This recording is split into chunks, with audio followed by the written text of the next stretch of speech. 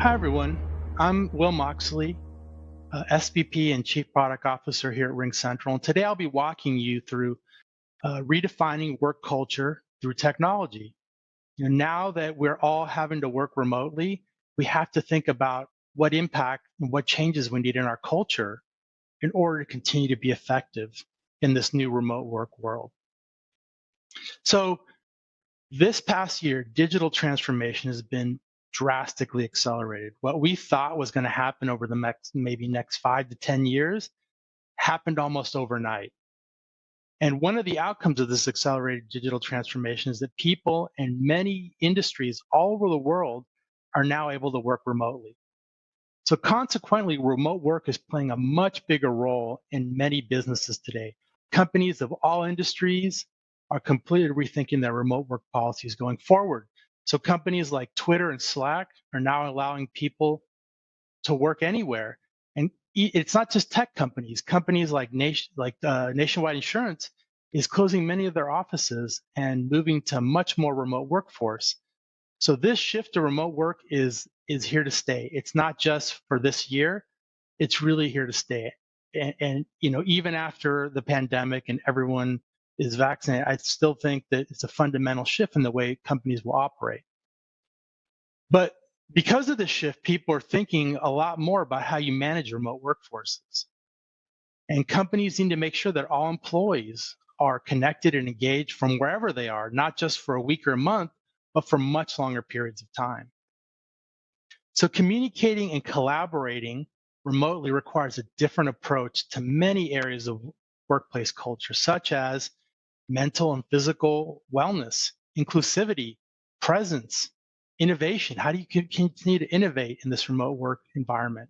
Leaders need to learn new skills in order to drive these culture changes needed to make remote working as effective as it can be. And technology has been a huge enabler here, but technology has been a double-edged sword, right? Employees need to communicate much more than before, and they can end up bombarding each other, overwhelming each other with messages. And when you're in video meetings all day, you get what people refer to as Zoom fatigue. People have a strong need to physically and mentally switch off at the end of the day. I know I felt this way before. I definitely get this fatigue from video meetings. And that's why often during the day, I try to mix it up. I switch to a phone call. It helps me. It helps me with this, overwhelming fatigue.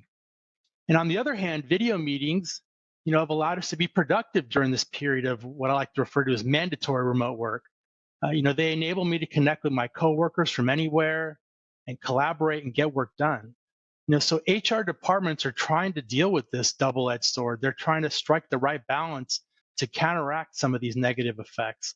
So greater emphasis is being put on remote employees' psychological well-being. HR departments are driving initiatives to encourage employees to find work-life balance. Many of us end up working much longer hours, right? So we need this work-life balance. Trying to help them make time for social interaction at work, and they're trying to help employees make the most of support in many different forms. So on my team, what I try to do is we try to have virtual happy hours to allow us to connect socially, right, rather than just doing the work. And we try to mix it up with phone calls to break up some of this fatigue. And this has helped us find more balance and to deal with some of this fatigue from all the technology. Some people are experts at remote work, like many field salespeople or consultants that I've worked with in the past, but many of us are not. I know I'm no expert at remote work. As I said earlier, remote work is here to stay. Businesses are now planning with remote work in mind. And many companies are hoping to see increased productivity benefits from remote work. But companies also need to be prepared to invest in workplace culture with remote experience in mind, right? They need to think about the culture. So 2020 placed major demands on many workforces. And because of all the challenges operating in this pandemic environment, businesses had to ask their teams to go the extra mile. Here at RingCentral, we launched two major new products, RingCentral Video and RingCentral Glip. And there was also an acquisition we did of Deep Effects, which is an AI company. We did that completely remote. So our teams had to work extra hard to pull these things off while everyone was remote.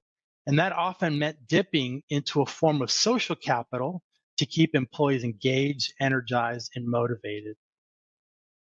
So remote work this year helped bring the dynamics of collaboration into focus, and it highlighted the transactional nature of some work relationships. Relying on employees to go above and beyond can require cashing a kind of goodwill credit, cashing in some of this social capital that has been accrued through the formation of working relationships. So, although we've had some practice at remote work, we still aren't great at building virtual relationships, and it's going to take much more practice. I know I need more practice. So, how can businesses help employees build up goodwill credit when coming into a virtual organization? It's a cultural issue that goes beyond work, just the work we do. Relationships are built through communication over time, so businesses need to provide the communication media and facilitate the opportunity for relationships to be built. Employees, what they need to do is they need to learn how to use the right modality at the right time. Video can really help in building trust and connection as users can see each other's body language and facial expressions of the people they're communicating with, and that helps build that connection. But not all interactions need to use video. A phone call can be right when it's beneficial, and even a simple written message can work at the right time. As I mentioned earlier, I often do phone calls throughout the day to break up the meeting fatigue, and it's another way of interacting with people and connecting with them. But it works, just leveraging audio. And if I'm taught on time, I often just message the team. It just depends on what the right medium is to communicate and build these relationships throughout the day. And at some point or another, everyone does something outside their job description. So for these companies that have needed more work flexibility from their employees the past 12 months, employee engagement go a long way towards making that work. If you want to get them people to be flexible, having them be engaged and it really, really helps with that. So here at RingCentral, our companies use a number of initiatives to engage and support the team, and I'll share three of those initiatives. So first, we increased an internal education program that we call Learning Central to actively support employee development. Second, we've given all employees one extra day off per quarter to encourage staff to relax and recharge after all the great energy that they put into the quarter. This extra day off has meant a lot to me personally and my team. In fact, we have one of those days coming up tomorrow, so I'm looking forward to it. And third, we've arranged breakfast meetings between the executive team leaders and small groups of employees throughout the entire organization, right? These meetings really help demonstrate transparency and minimize the sense of distance that hierarchy can create. We listen to the employee, we hear what they have to say, and it makes everyone feel more engaged and connected. So I've hosted several of these meetings. We call these meetings gatherings. And I always make sure to bring up remote work and how are you feeling? Are you challenged? How can we support you and the teams better? And by doing this, I learn a lot about some of the challenges that certain remote teams were experiencing with connectivity and technology. And I was able to reach out to other managers and make sure that they were quickly addressed, right?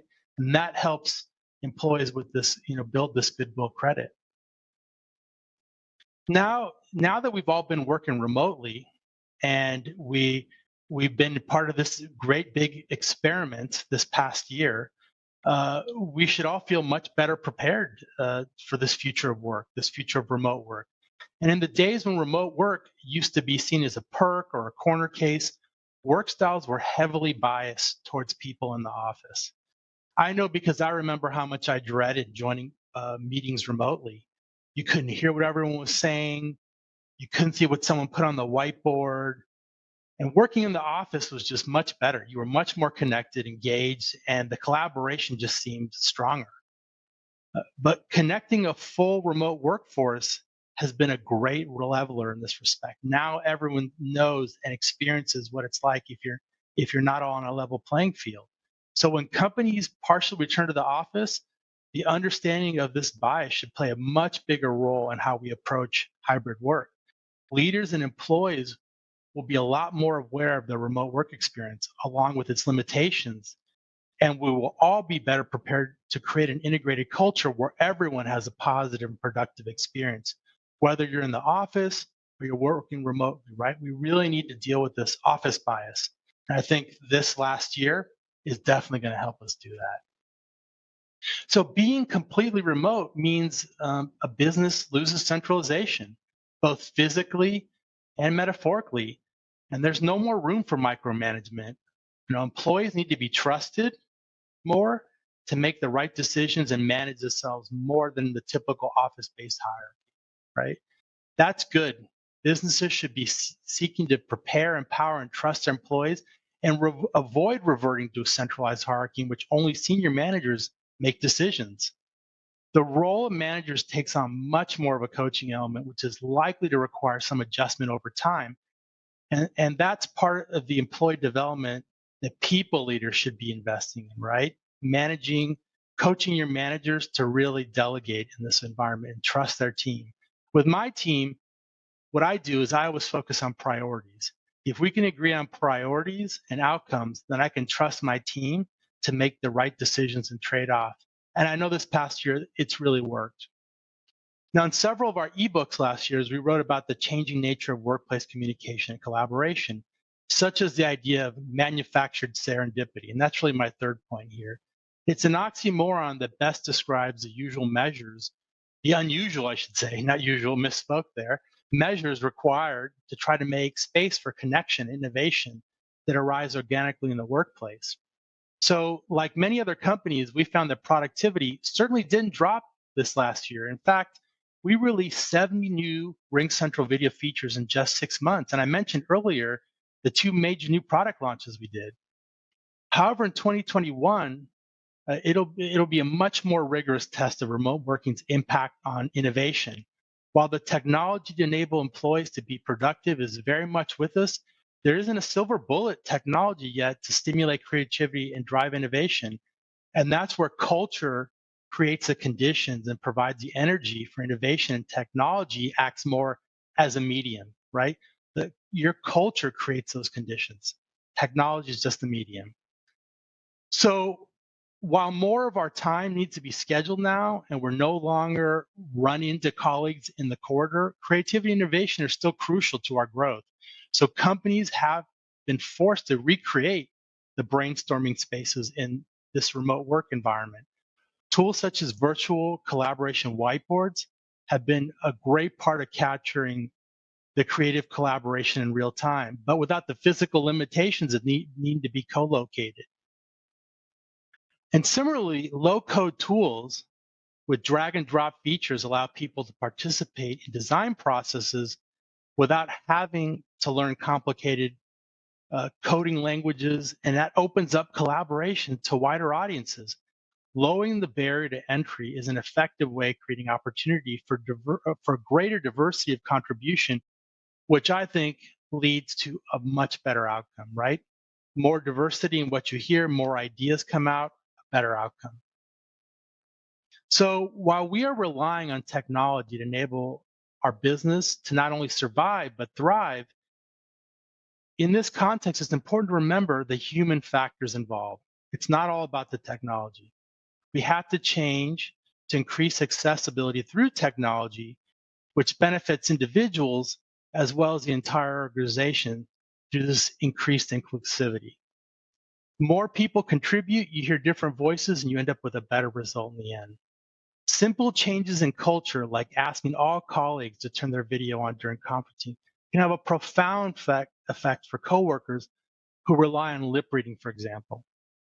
Recognizing and understanding these human needs and building company cultures to best meet them has a positive effect on staff engagement scores. This is something business leaders must look out for as work styles change in the coming months. Employee experience is now a big differentiator when it comes to long-term success. Engaged employees are over 20% more productive than non-engaged employees. So it's critical for business to find a way to keep their employees engaged, whether that's in the office, remote, or a combination of the two, which is the most likely scenario in this coming year. And that concludes our presentation for today. I want to thank you all for listening and participating. Thank you again. Goodbye.